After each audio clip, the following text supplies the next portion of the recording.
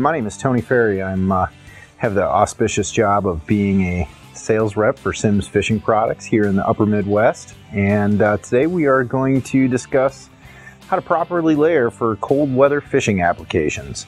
Some of the best fishing in the Midwest is oftentimes done during the colder months of the year, November through March.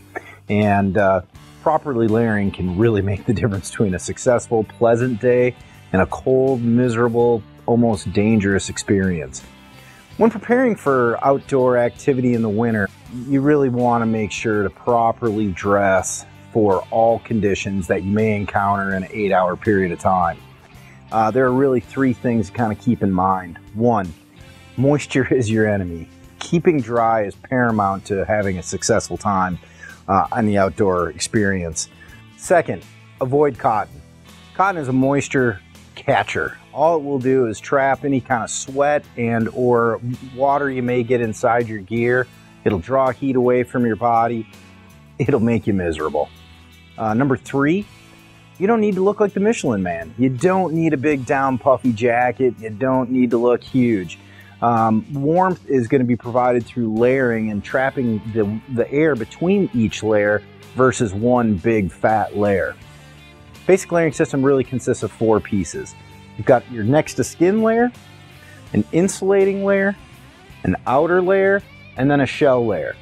Common times an outer layer and a shell layer are going to be the same thing, but depending on how much precipitation may be in the air at any given time, really determine what you end up putting on your body. The most often overlooked section of the layering system would be your base layer or the next to skin layer. What we're looking for here is two types of materials, either merino wool base layer, or in this case a polyester base layer. What you want this to do is fit tight. By being a synthetic material and or merino wool, it's going to draw moisture away and bring it to the exterior. This is going to work with your layering system in that we're always pushing moisture away from your skin. So next up in our insulating system would be the mid layer. This is going to consist of your base insulation. Key item here would be a fleece sweater, a vest, something along those lines. We are using our new cold weather pant, which is a shelled fleece pant. Kind of neat product in that you can actually wear it out to a restaurant, something like that, and not look like that geeky fisherman that we all are. We're going to go with one of the Simms River Shed sweater. It's a nice power stretch Polar Tech material. A little dressy, half zip, super warm. Going to trap all the air, keep you warm, going to continue to wick moisture. Next up would be the third layer, in this case something that's going to provide additional insulation as well as the ability to shed wind. Wind will kill you. So let's take a look at something like a Windstopper Softshell hoodie. The Softshell is going to work both as a barrier to the wind. It'll stop it in its tracks, but it'll also work in light precipitation instances or events. That's why we use it as our outerwear layer. Last in our 4-layer system would be our shell layer. This will be really your outside armor. Typically we're thinking about waterproof breathable products, Gore-Tex. Both provides protection from Mother Nature in the form of rain, sleet, snow, other assorted nastiness, but also will help protect against any further wind problems you may have.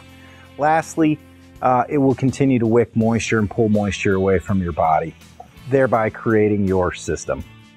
Everybody knows that you generate the most heat loss to the top of your head. So how do we combat that?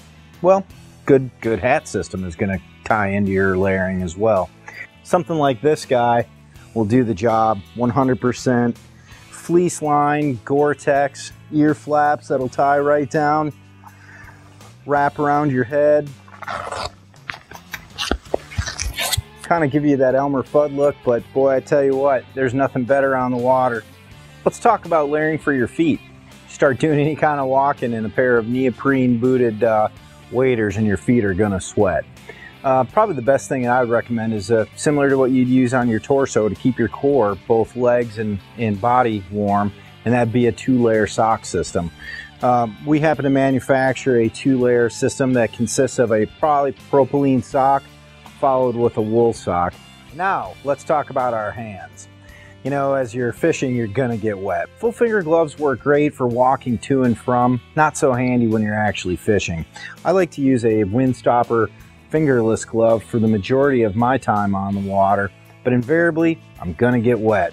When it's time to switch out, another great product would be a convertible glove. This will convert from a Windstopper or a fingerless glove to a mitten, folds right back in, and you get a little extra warmth for those cold digits. But ultimately, never ever go out with anything less than 2 pair of gloves. Nothing worse than having a cold set of hands. Remember, layering isn't about bulk. It's about using the right system in conjunction with what you have available. Base layer, mid layer, outer layer, shell layer. It can really mean the difference between a successful, enjoyable day, even in crummy conditions, or a wet, miserable day where you can't wait to get in the car and go have a beer. If you have any further questions about properly layering and or what kind of products Simms could offer, please visit our website, www.simmsfishing.com. Better yet, call your local fly shop. Talk to them. They'll know what you need.